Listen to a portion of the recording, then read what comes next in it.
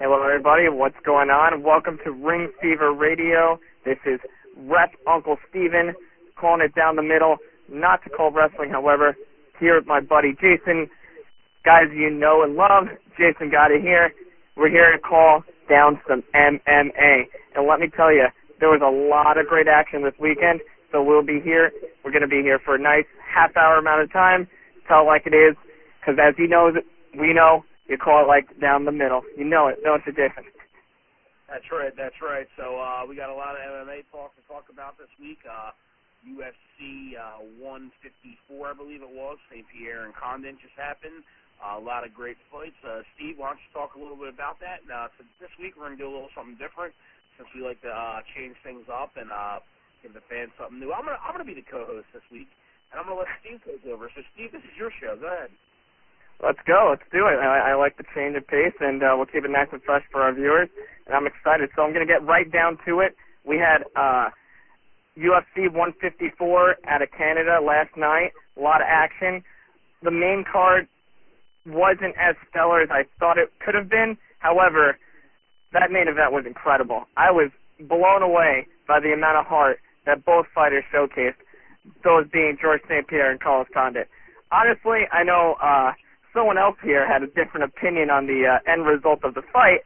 I always called George St-Pierre by unanimous decision, and let me tell you, Condit put up a hell of a fight, a lot better than I thought he would.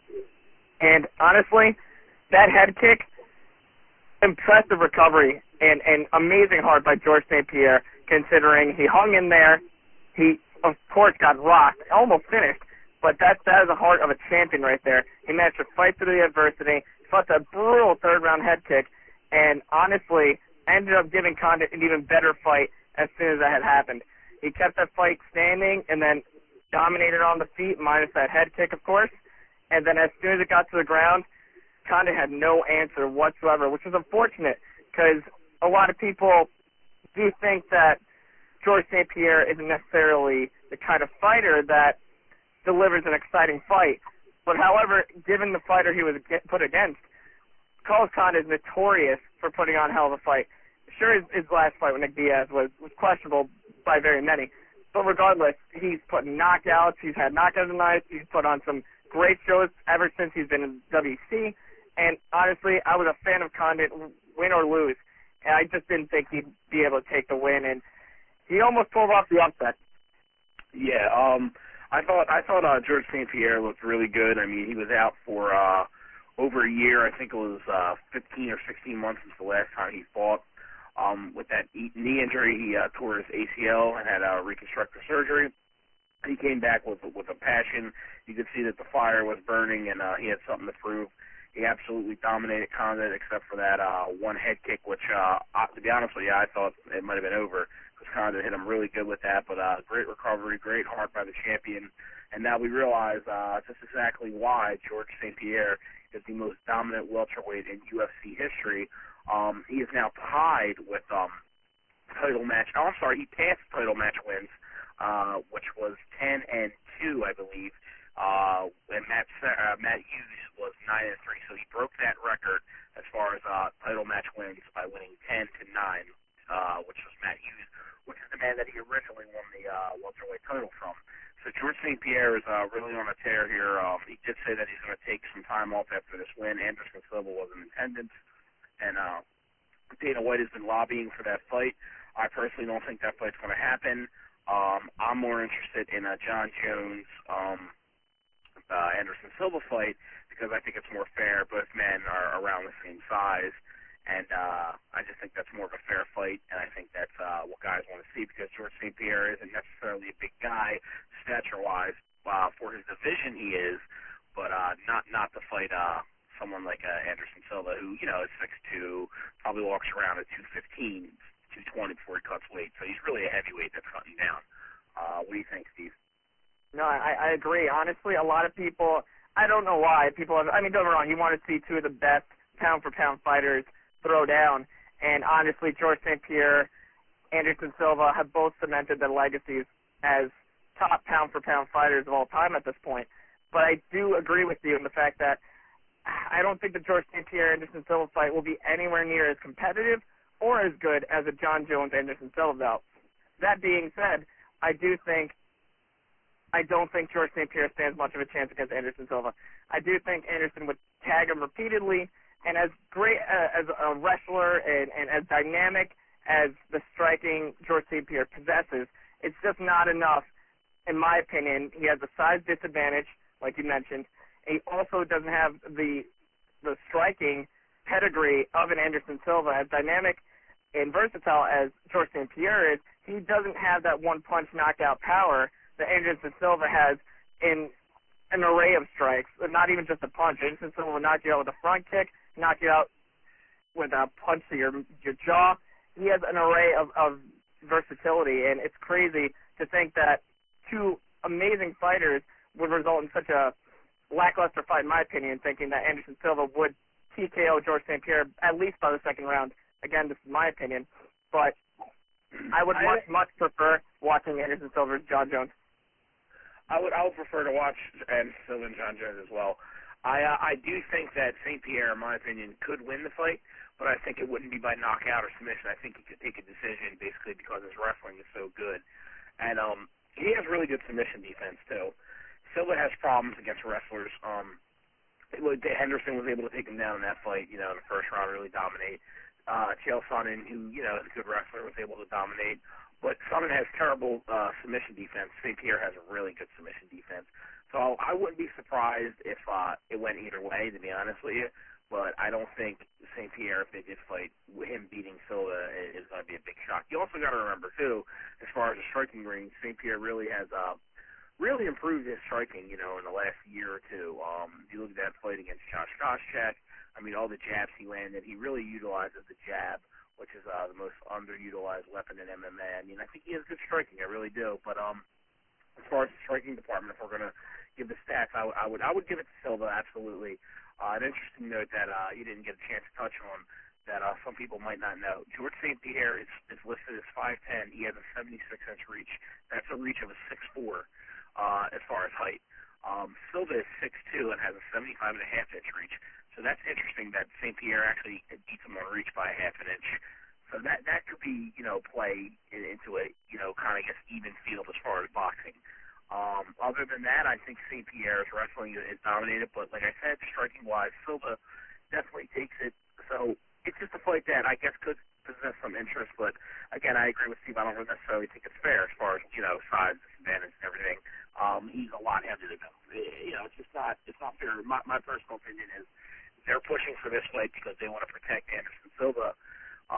And they figure, okay, well, if George St-Pierre loses, then he'll come out like, okay, it's not that big of a deal because he's fighting somebody that's bigger than him and won't hurt him. Whereas if John Jones, gets beat by Silva or vice versa, then it messes up the mystique of both men. Silva's undefeated since coming to the UFC in 2006 when he made his debut against Chris Leben, knocking Leben out and handing Leben his first ever knockout loss in his career. So, you got to remember these things. But Silva, a lot of guys don't know, well, they probably despise his record, but they don't know how he's lost. He has several submission defeats. The last submission defeat, I believe, was at was a Pride Critical Countdown in 2004 against Rio Chonin with that amazing, you remember that? I don't even know what it's called, but it was like an amazing, flying scissor heel hook. I'll never forget the technique. That was one of the most infamous submissions of all time. Let me tell you, that was an excellent fight. It's something you would probably never see replicated in Chonin and Silva, that is. But regardless, Chonin did get that job done, and that was the last time someone had actually finished Anderson Silva, as you were saying. You're right. Exactly. He had one other defeat, which was at Rumble of the Rock 2006, which was DQ by upkick from Yushin Okami, which he avenged that loss. I don't really consider that a loss. At UFC, I can't think of the name, the number off the top of my head. But he avenged that loss. But speaking of DQs, did you see the Alessio Sakara and Patrick Cote fight on the prelims? What do you think about that fight? I did. That was actually a really interesting exchange there. It lasted about a minute and a half. Cote got tagged, and then Sakara proceeded to rather blatantly hit the back of Cote's head and resulted in Cote going unconscious. because of the shots that were blatantly delivered to the back of his head. I know Sakara, well, it's clear I don't know him personally. However, I've seen him fight, and he doesn't strike me as the kind of guy who is a dirty fighter. You know what I mean? I don't think he may have had intentions of doing that. He did apologize publicly after the fact. However, the state of the matter is that he was blatantly punching the back of his head. I still stand by that the DQ was fine. I think that should have been delivered. Honestly, if it were up to me, I wouldn't do DQs in general. I would do no contest. But the DQ loss will have to stand because, unfortunately, he was tagging him in the back of the head, and, you know, it resulted in the fight needing to be stopped because Gotti was then unconscious. However, I do think that they should get a rematch, which is something that Dana White was fighting for. Absolutely. I think I'm going to go a little bit with you. I don't necessarily think it should be DQ. I think it should be called a no contest. I don't think Murgliata did a really good job. And I'm probably going to see him eventually because he does figure combat. So maybe that could be an interesting question that I could interview him with. Yeah, Ring Fever's actually interviewed him before. But no, he should have stopped when he hit that many punches to the back of the head, the hammer fist. He should have stopped it, took a point. Yeah, there wasn't even a warning. I mean, he hit him 8 times in the back of the head. And like you said, I don't think he necessarily did it on purpose. You get caught up in the moment. You got to realize too, Gotti shot in on him for a single leg. So, you know, he's already throwing the punches, so it's not necessarily like he was directing, you know what I mean, it towards his head. He was just trying to finish him. But that's the referee's fault. The referee didn't give him a warning. You get caught up in the moment there, you know what I mean? You're not necessarily thinking, oh, I hit him in the back of the head, now you're trying to finish the guy. You know, you rocked him with that elbow, he goes down, he tries for a single leg. You're trying to finish the fight. So that was really bad officiating by Dan Murgliata. He should have, you know, stopped it, took a point away, gave him time to recover. You know, or at the very least, give a warning. I mean, how the hell, you know, is the guy even going to know that he's necessarily hitting him in the back of the head when you're caught up in a moment like that, unless you give a warning? And you know, I'm sorry, it was terrible officiating. Murgliata was literally right there. So, no, I think it was a bad call. I think that he shouldn't have got DQ. He should have, at the very least, got a no contest, and I want to see a fight, them two fight again, too. I agree. It's unfortunate now that those kind of DQ losses mar a person's record, much like we referenced before, Silva and Okami. But unfortunately, that's the ruling, and the referees. That's always been referees and MMA have been as bad as judges, if you will. It's been another discussion, and that could be something we could talk about for hours upon hours. But judging and refereeing in MMA still, unfortunately, has a long way to go. Yeah, it does. You know, I think a lot of times with the judging, I mean, I can't criticize the guys. I mean, we all do, you know, we're fans. But sometimes when you see things like that, which are blatant, it's like, come on, you know, it kind of reminds me of the John Jones, Matt Hamill fight, you know. Exactly. John Jones should be undefeated right now. And, you know, again, I'm not a fan of John Jones, but he's a good fighter, and the guy should be undefeated, you know what I mean? And once again, you know, it's just bad officiating, and that's it. I mean, speaking of bad officiating, I don't even know the ref's name, but it was a heavy-set Canadian ref that against the Carmont and Lawler fight. He kept, like, breaking them up when Lawler was working against the cage. Even Joe Rogan was commenting against it. That referee was terrible. Did you see that fight? Yeah, I did. There's actually another, we're just talking about bad judges. That's another facet that I wanted to get into. Not only was the referee marring that fight, but we also had horrible scorecards, in my opinion. But, yeah, I don't know what was going on. I don't know. And as always, everyone's tuning in. Definitely remember, judges, referees are not brought in by the UFC. They're not hired by the UFC. They don't work for the UFC. They work for athletic commissions. So I always hear this thing like UFC should get this guy or they should get this. It's not their decision. The athletic commissions always pick the referees. They pick the judges prior to any of this being set live before our eyes. And it's not the UFC's fault when this all happens. So when Dana White is on his press conference, he's venting about this, instead of giving him some troubles on the internet world. The guy's trying. He's very vocal about it, and it's unfortunate that particular fight that Jason just referenced had both worlds. We had bad refereeing, and we had huge. Did you see the scorecards on that one? Carmine got the split decision. There's no way. There was no way. There's no way. I was reading, and I obviously have my own opinion. I had it 30-27 for Lawler. There was not a single round. And I like Carmont, but there was, I don't know who the hell was watching that fight, because I did not give him a single round. And I'm not the only one. I was a bunch of other sites as well. But, yeah. Yeah, that was bullshit, because first off, he pushed the pace of the fight. He was aggressive, so he controlled the octagon. Let's talk about how they scored, okay? That's number one. Number two, he took him down way more than, I didn't think Carmont got a takedown. Did he? Maybe one if he did, but he did one at the end, but he popped back up. So he controlled that. He outstruck him. I mean, they even said that during the fight itself. So how the hell did he win? I mean, how the hell did Carmont win? I mean, that's ridiculous. You know what it is? It's like every time you go to one of these, other countries and shit, and you get these referees or these judges, if I'm a fighter, I'm going, I'm fucked. I'm going to try to knock this fucking asshole out, you know what I mean, or finish it, because I'm going to get fucked. I mean, this goes back to boxing. Like, if you look at the Sean Pascal Bernard Hopkins fight, the first one, there's no fucking way Pascal won. It was bullshit, you know what I mean? It's like, are you out of your mind? You had the worst referee in the history of the world. It made Steve Gotti look like the fucking Michael Jordan of refereeing. I mean, are you kidding me? Like I was waiting for this asshole to grow a mustache midway through the fucking, refereeing in the fight. It was ridiculous.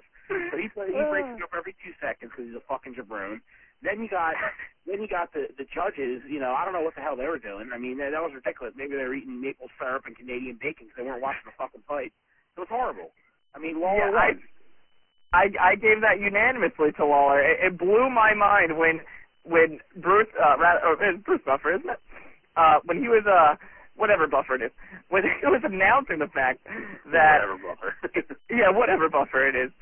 Regardless, when he was mentioning the names and he was doing the announcement at the end, when he always does a particular way when it goes to a split decision, I was like, there's no way. There's no way. And he did it that exact way. And let me tell you, going back to the details of that fight, this guy, Lawler had Carmont in far more trouble. He caught him in 2 different chokes, so he was already in a more dominant position. And don't get me wrong, he didn't tap him out, but that's a more dominant position, him having Carmont trapped in your arm versus him being on top of you. I don't know where they got these judges, but apparently just because you're on top of someone being choked out, apparently must mean you win the fight. Yeah, that's ridiculous. I mean, they apparently know nothing about fighting. I mean, the guy's getting choked. I mean, he's trying to finish the fight. He's got the dominant position.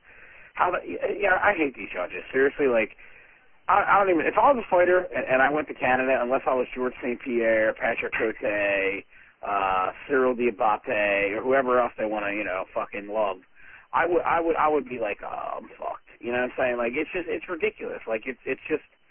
It may seem like UFC, like I love MMA and I love UFC, but shit like this, it reminds me a lot of boxing. Like when you have the corrupt official, and like I'm not saying like Dana or anybody, you know what I mean? Obviously not, but it's just like, come on, man, this is bullshit. It's so clear.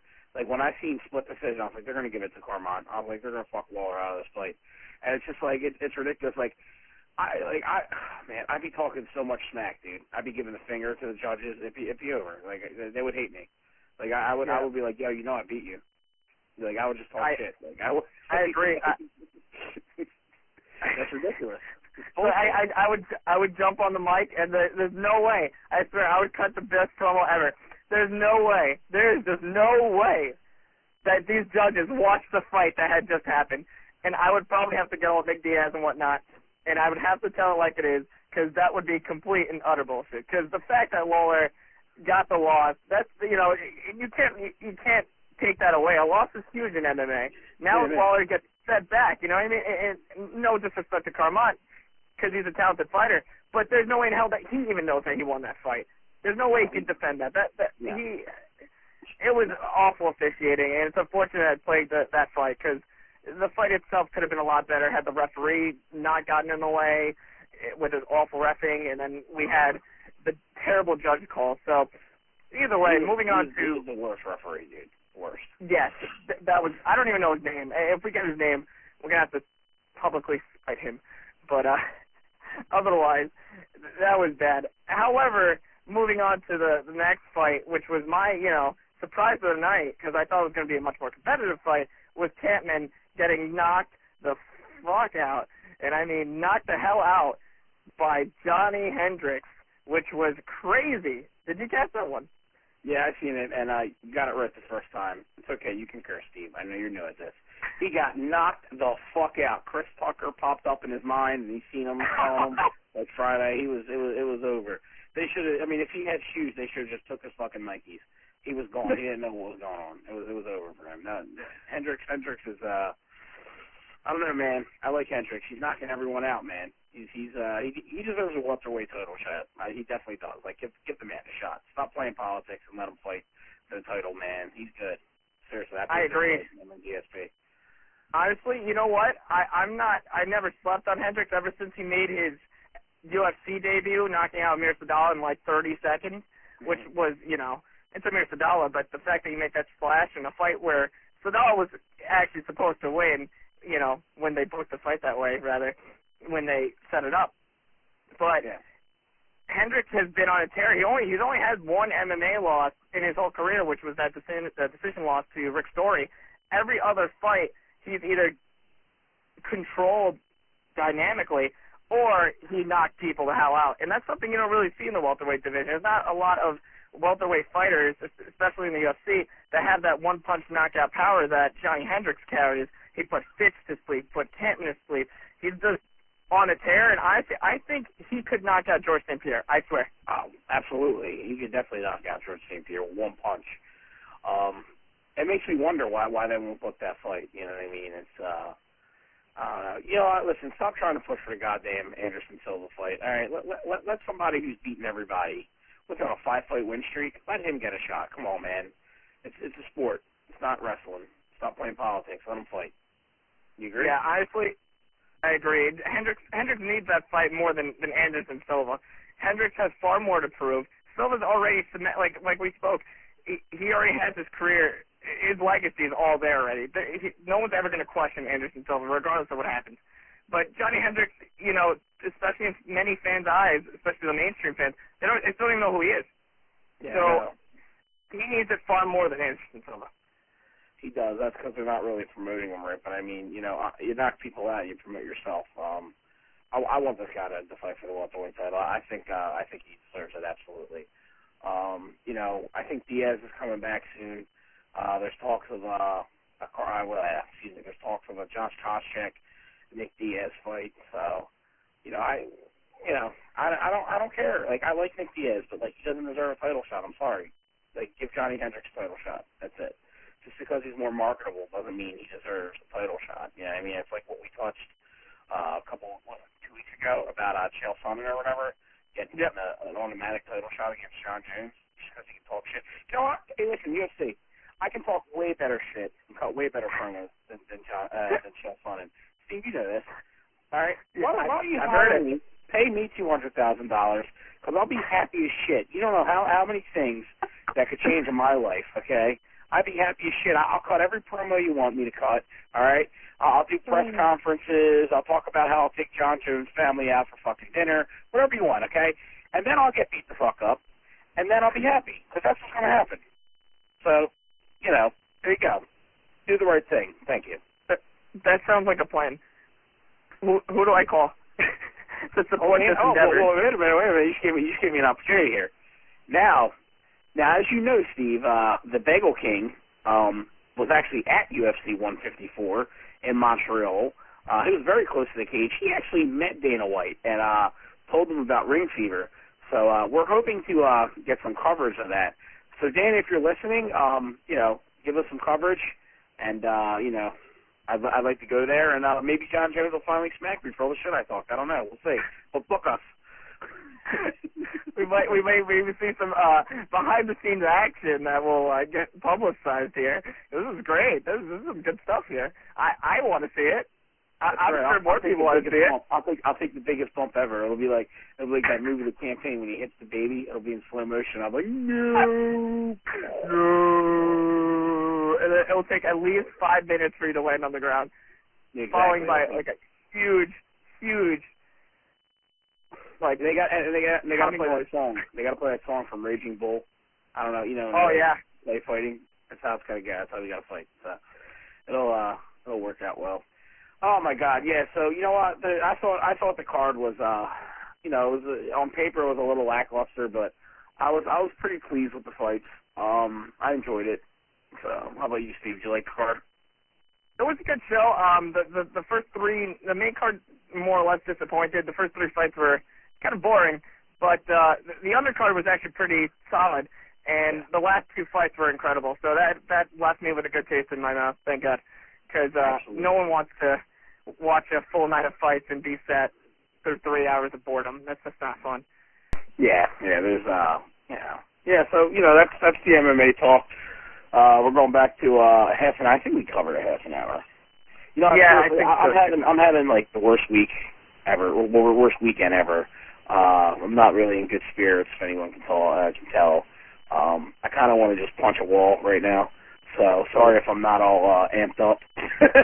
But I'm a trooper. I got the show done. So yeah, that explains a lot. But I got problems though. yeah. Just being blunt there.